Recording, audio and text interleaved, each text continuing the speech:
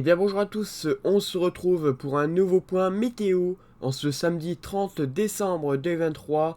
On se retrouve donc pour les derniers jours de l'année 2023 et donc on va parler temps de ce samedi, dimanche et lundi 1er janvier 2024.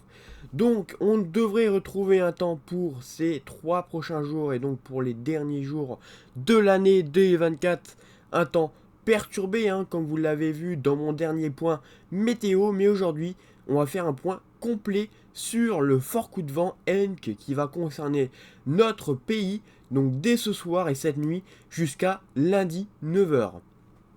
Alors, ce coup de vent, en tout cas ce fort coup de vent, est un peu particulier, car ce sont des averses sous forme de grains actifs qui vont circuler sur notre pays, et c'est eux qui vont être responsables des vents violents qui vont concerner notre pays. La dépression qui donne des vents plus étendus se situe, elle, du côté du Royaume-Uni, et donc nous, on a des lignes de grains, c'est-à-dire des averses très actives qui circulent sur notre pays, et donc on va avoir un petit peu les rafales qui sont attendues, et vous allez voir qu'on a des très grosses rafales attendues donc sur notre pays dès ce soir et cette nuit.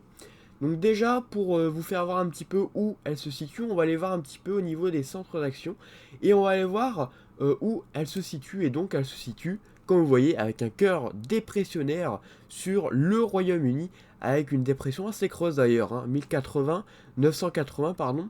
Donc ouais, c'est assez creux, voilà. Donc ça signifie que les vents sont violents à l'intérieur, mais vous voyez aussi que les vents les plus violents se situent plus proche donc du cœur de la dépression, c'est-à-dire du côté des îles britanniques. Et donc nous, on serait influencé par cette dépression, mais par des averses, donc comme je viens de vous dire. Et donc ces averses, on va les voir un petit peu plus en détail avec donc le modèle arôme, avec les rafales de vent modélisées. Donc vous voyez que c'est des lignes, c'est des lignes, donc ça veut dire que ce sont des averses. Ça va être une ligne généralisée qui va traverser le pays. Donc les rafales les plus violentes seront locales, par contre, quant à eux, mais on pourra avoir des vents assez violents quand même sur une bonne partie de la ligne. Donc voilà, mais les plus violentes rafales, surtout dans les terres, devraient se situer localement. Et donc on va voir un petit peu ma carte que j'ai fait juste après. Donc on voit déjà qu'elle arrive. Donc là on est en matinée, donc on va avoir déjà les premières rafales qui vont commencer à toucher donc la Bretagne d'ici les prochaines heures. Donc voilà, ça va commencer à souffler du côté de la Bretagne et ça va se renforcer progressivement. On a des vents assez forts qui vont se manifester du côté de la Bretagne. Voilà, donc tout d'abord avec des rafales allant jusqu'à 80, 90, voire pourquoi pas déjà 100. Mais au passage de la ligne de grain, très rapide d'ailleurs, on pourrait dépasser donc les 110, 120, voire pourquoi pas 130, voire 140 sur les caps les plus exposés, notamment entre Saint-Nazaire et le Cotentin, où on attend d'ailleurs les plus fortes rafales. Donc sur ces secteurs, on pourrait avoir des rafales jusqu'à 140 donc sur les côtes localement, c'est pas impossible, et 120 parfois du côté des terres, donc entre Brest par exemple et Morlaix, on pourrait avoir des rafales jusqu'à 110 à 120 km/h. Et plus on ira vers les terres, plus les rafales faibliront, sauf peut-être localement, comme je viens de vous dire, on pourrait encore garder des rafales assez conséquentes. Et donc on va aller voir un petit peu ma carte juste après. Mais donc voilà, les rafales continuent de se renforcer et d'aller vers les terres. Alors ça va faiblir quand même, mais on pourra peut-être des renforcements locaux, pourquoi pas. Ça dépend de l'activité, mais on pourra avoir des renforcements. Et puis on a plusieurs lignes encore à l'arrière qui devraient concerner notamment les Hauts-de-France. Donc on va aller voir un petit peu tout ça après. Les Hauts-de-France, encore une nouvelle fois, voilà, Saint-Nazaire, voilà, Nantes, pareil.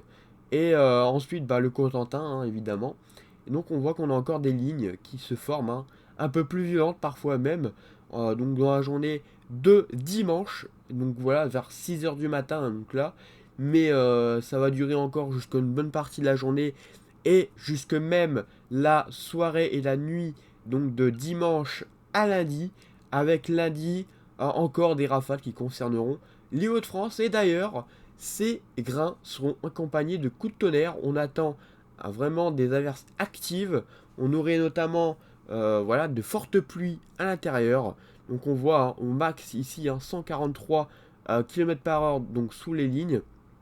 Et donc ça pourrait être accompagné de coups de tonnerre parce qu'on a beaucoup d'instabilité qui va se mettre en place à l'arrière donc de ces grains. Et donc il faudra surveiller, on pourrait avoir des orages parfois actifs qui pourraient, en plus de ces rafales, les booster encore un peu plus, notamment du côté des côtes. Et donc il faudra surveiller.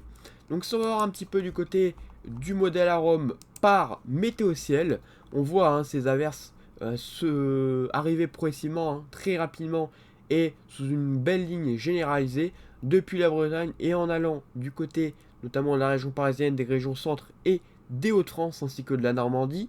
Voilà, elle devrait faiblir, hein, elle devrait s'élargir et faiblir, mais on devrait garder quand même des rafales, comme je vous ai dit, localement assez importantes. Et donc, pour la suite, donc vous voyez, jusque dimanche. Dimanche, on a une nouvelle reprise donc des lignes de grain, hein, avec des lignes de grain une nouvelle fois assez costaud, hein, qui va concerner les Hauts-de-France. Et donc, ça devrait se poursuivre encore jusqu'à la matinée de lundi. Voilà, vous voyez, jusque lundi, très tard, hein, voilà, ça reste jusqu'à 9h. Pareil ici du côté de la Gironde et de la Charente. Vous voyez, 9h, 10h, ça pourrait même continuer, même si les rafales commenceraient à faiblir.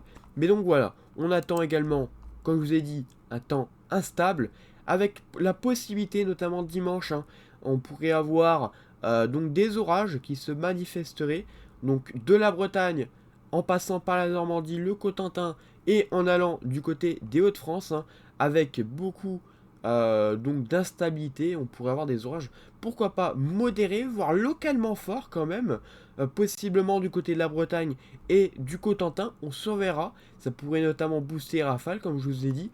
Donc on surveillera ces orages qui pourront se mettre en place avec des sommets nuageux d'ailleurs qui seront assez hauts au passage donc de ces lignes. Vous voyez notamment du côté des Hauts-de-France avec voilà, une possibilité de grêle à l'intérieur, forte rafale de vent et donc pourquoi pas quelques coups de tonnerre.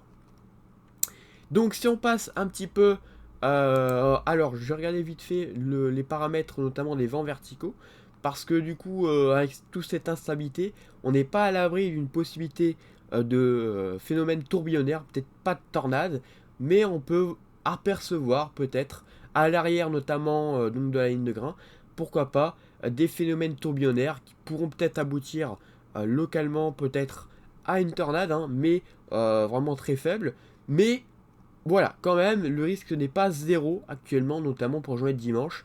On a un temps très agité, donc il faut surveiller. Rien n'est impossible dans ce genre de situation où on a un temps très perturbé qui se met en place. Donc voilà, il faut rester prudent là-dessus.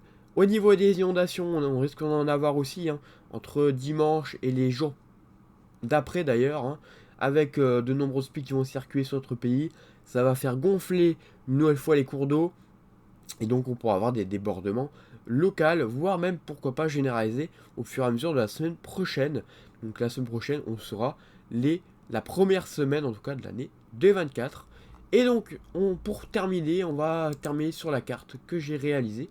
Et on voit que le plus fort des rafales serait sur les côtes, pardon, avec des rafales jusqu'à 100 à 120 sur les côtes, voire pourquoi pas 120 à 140 du côté du sud de la Bretagne et du nord, notamment du côté du Cotentin.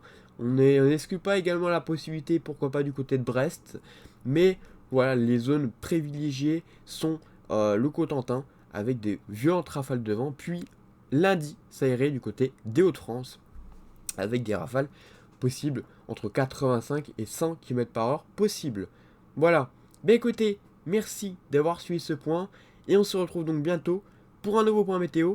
Et si vous voulez retrouver cette carte, elle est disponible en post communauté. Voilà, merci d'avoir suivi ce point et restez prudent face au fort coup de vent N qui va concerner la France pour ces prochains jours. A bientôt et